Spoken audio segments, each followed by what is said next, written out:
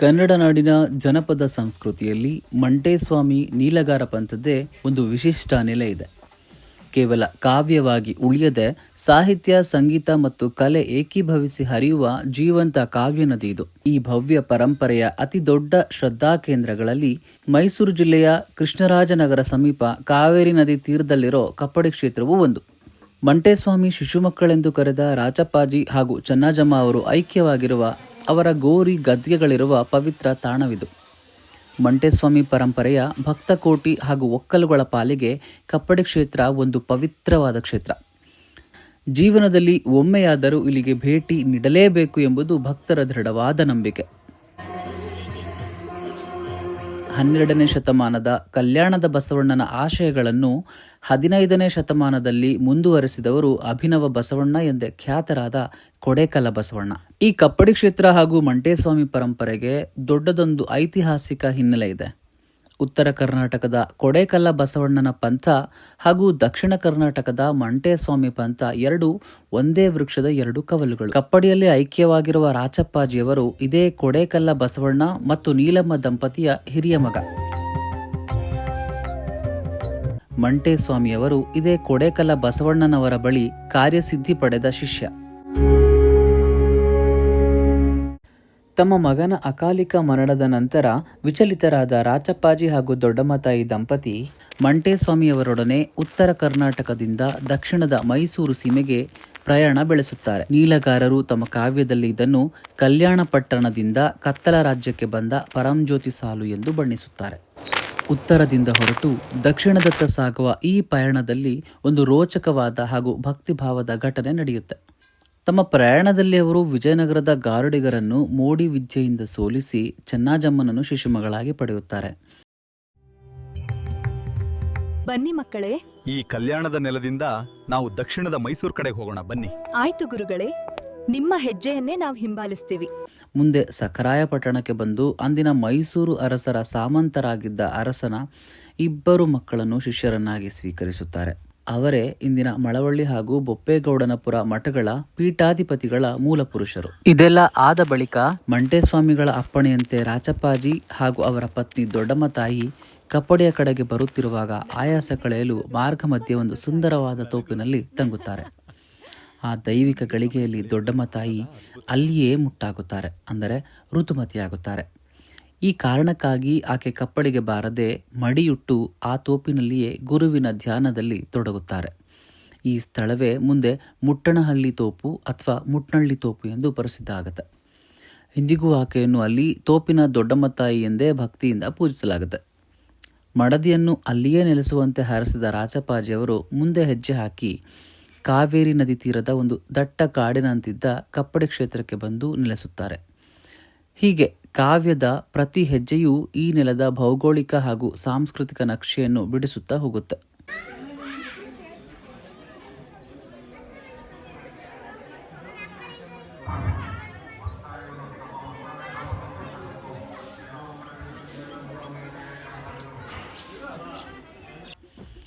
ಅಂತಿಮವಾಗಿ ಮೈಸೂರು ಸಂಸ್ಥಾನ ತಲುಪುವ ಮಂಟೇಸ್ವಾಮಿ ಹಾಗೂ ರಾಚಪ್ಪಾಜಿ ರಾಜವಂಶವನ್ನು ಕವಳಿಸಲು ಹೊಂಚು ಹಾಕುತ್ತಿದ್ದ ಕಾರುಗಳ್ಳಿ ಮಾರನಾಯಕನ ಸಂಚನ್ನು ವಿಫಲಗೊಳಿಸುತ್ತಾರೆ. ಮೈಸೂರು ರಾಜ ಒಡೆಯರ ಅಧಿಕಾರವನ್ನು ಉಳಿಸಿ ಹರಸಿರುತ್ತಾರೆ. ಅಂದಿನಿಂದ ಇಂದಿನ ಯದುವೀರ್ ಕೃಷ್ಣದತ್ತ ಒಡೆಯರ್ವರೆಗೆ ಮೈಸೂರು ಅರಸುಮನೆತನಕ್ಕೂ ಈ ಪರಂಪರೆಗೂ ಅವಿನಾಭಾವ ಸಂಬಂಧವಿದೆ. ಇಂದಿಗೂ ಮಳವಳ್ಳಿ ಬೊಪ್ಪೇಗೌಡನಪುರ ಪೀಠಾಧಿಪತಿಗಳಿಗೂ ಮೈಸೂರು ರಾಜಮನೆತನಕ್ಕೂ ವೈವಾಹಿಕ ಸಂಬಂಧಗಳಿರುವುದು ಈ ಇತಿಹಾಸಕ್ಕೆ ಜೀವಂತ ಸಾಕ್ಷಿ. ಕಪ್ಪಡಿ ಕ್ಷೇತ್ರದ ಅಸಲಿ ವೈಭವ ಅನಾವರಣಗೊಳ್ಳುವುದೇ ಇಲ್ಲಿನ ಮಹಾ ಜಾತ್ರೆಯಲ್ಲಿ. ಶಿವರಾತ್ರಿ ಎಂದು ಶುರುವಾಗುವ ಈ ಜಾತ್ರೆ ಯುಗಾದಿ ಹಬ್ಬದಂದು ಬೊಪ್ಪೇಗೌಡನಪುರದಲ್ಲಿ ಮುಕ್ತಾಯಗೊಳ್ಳುತ್ತದೆ. ರಾಚಪ್ಪಾಜಿಯವರ ಧ್ಯಾನ ಪೀಠವಾದ ಉರಿಗದ್ದಿಗೆಯ ಮೇಲೆ ಸ್ವಾಮೀಜಿಗಳು ಆರೂಢರಾಗುವುದು ಈ ಜಾತ್ರೆಯ ಬಹುಮುಖ್ಯ ಘಟ್ಟ. ಈ ಪೀಠವು ಕೇವಲ ಅಧಿಕಾರದ ಸಂಕೇತವಲ್ಲ, ಅದು ಸತ್ಯ, ನ್ಯಾಯ, ನೀತಿ ಮತ್ತು ಸಮಾನತೆಯ ಪ್ರತೀಕ. ಜಾತ್ರೆಯುದ್ದಕ್ಕೂ ಜಾತಿ, ಮತ, ಧರ್ಮದ ಭೇದವಿಲ್ಲದೆ ಭಕ್ತರು ಇಲ್ಲಿ ಸೇರುತ್ತಾರೆ. ಶಿವರಾತ್ರಿಯಂದು ಹೊತ್ತಿಸಿದ ಅನ್ನದಾಸೋಹದ ಒಲೆ ಸತತ 1 ತಿಂಗಳ ಕಾಲ ಆರುವುದೇ ಇಲ್ಲ. ಕಪ್ಪಡಿ ಕ್ಷೇತ್ರದ ಇನ್ನೊಂದು ಅಚ್ಚರಿ ಎಂದರೆ ಇಲ್ಲಿನ ಅತ್ಯಂತ ವಿಶಿಷ್ಟ ಮತ್ತು ಕ್ರಾಂತಿಕಾರಿ ಆಚರಣೆಗಳು. ನೀವು ಇಲ್ಲಿ ದೇವರಿಗೆ ತೆಂಗಿನಕಾಯಿ ಒಡೆಯುವಂತಿಲ್ಲ, ಬಾಳೆಹಣ್ಣಿನ ತೊಟ್ಟು ಮುರಿಯುವಂತಿಲ್ಲ. ಇದಕ್ಕೆ ಕಾರಣವೇನು ಗೊತ್ತಾ? ಮಂಟೇಸ್ವಾಮಿಯವರ ದೃಷ್ಟಿಯಲ್ಲಿ ರಾಚಪ್ಪಾಜಿ ಮತ್ತು ಚನ್ನಜಮ್ಮ ಇಬ್ಬರು ಶಿಶು ಮಕ್ಕಳು.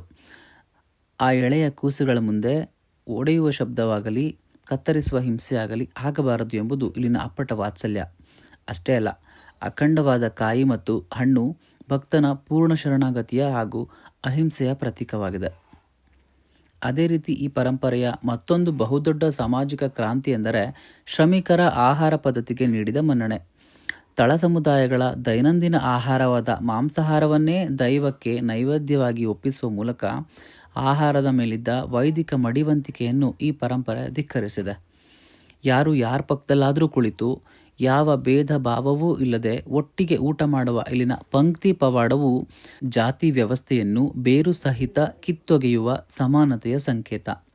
ನನ್ನ ಭಕ್ತ ಏನು ಉಣ್ಣುತ್ತಾನೋ ಅದೇ ನನಗೂ ಪ್ರಸಾದ ಎಂದು ದೈವವೇ ಮನುಷ್ಯನ ಮಟ್ಟ ಕೇಳಿದು ಅಪ್ಪಿಕೊಂಡ ಅದ್ಭುತವಾದ ತಾಯ್ತನದ ಸಂಕೇತ ಇದು. ಕಪ್ಪಡಿ ಕ್ಷೇತ್ರ ಕೇವಲ ಹಿಂದೂಗಳ ಶ್ರದ್ಧಾ ಕೇಂದ್ರವಲ್ಲ, ಇದೊಂದು ಭಾವೈಕ್ಯತೆಯ ಬೀಡು. ಸುತ್ತಮುತ್ತಲಿನ ಮುಸ್ಲಿಂ ಬಾಂಧವರು ಇಲ್ಲಿಗೆ ಭಕ್ತಿಯಿಂದ ನಡೆದುಕೊಳ್ಳುತ್ತಾರೆ. ಅವರು ರಾಚಪ್ಪಾಜಿಯನ್ನು ಸುತ್ತಾಕ್ಷ, ಚನ್ನಜಮ್ಮನನ್ನು ಮನ್ನಾಕ್ಷ ಮತ್ತು ಮಂಟೇಸ್ವಾಮಿಯನ್ನು ಮಾಂಕ್ಷಾವಲಿ ಎಂದು ಪ್ರೀತಿಯಿಂದ ಆರಾಧಿಸುತ್ತಾರೆ. ಜೊತೆಗೆ ಇದೊಂದು ಅಕ್ಷರ ಪರಂಪರೆಯನ್ನು ಪೂಜಿಸುವ ತಾಣ.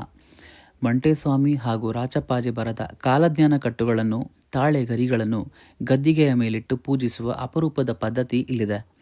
ಇವರು ಮುನ್ನಡೆಸಿದ ಶರಣ ಚಳುವಳಿಯನ್ನು ಇತಿಹಾಸವು ಅಮರ ಕಲ್ಯಾಣ ಅಥವಾ ಕಡೆಯ ಕಲ್ಯಾಣ ಎಂದು ಕರೆಯಲಾಗುತ್ತೆ. ಉತ್ತರದ ಕೊಡೇಕಲ್ಲಿನಿಂದ ದಕ್ಷಿಣದ ಮೈಸೂರು ಸೀಮೆಯವರೆಗೆ ಲಕ್ಷಾಂತರ ಜನರನ್ನು ಒಗ್ಗೂಡಿಸಿದ ಮಂಟೇಸ್ವಾಮಿ ಪರಂಪರೆ ಕಪ್ಪಡಿ ಕ್ಷೇತ್ರದ ಮೂಲಕ ಇಂದಿಗೂ ಸತ್ಯ, ವಾತ್ಸಲ್ಯ, ಸಮಾನತೆ ಹಾಗೂ ಸಹಬಾಳ್ವೆಯ ಬೆಳಕನ್ನು ಹಂಚುತ್ತಲೇ ಇದೆ. ಈ ವಿಡಿಯೋ ನಿಮ್ಗೆ ಇಷ್ಟ ಆಗಿದ್ರೆ ಈ ಕೂಡಲೇ ನನ್ನ ಚಾನಲ್ಗೆ ಸಬ್ಸ್ಕ್ರೈಬ್ ಮಾಡ್ಕೊಳ್ಳಿ. ಹಾಗೆ ನಿಮ್ಮ ಫ್ರೆಂಡ್ಸ್ಗೆ ಶೇರ್ ಮಾಡೋದನ್ನು ಮರಿಬೇಡಿ. Thank you.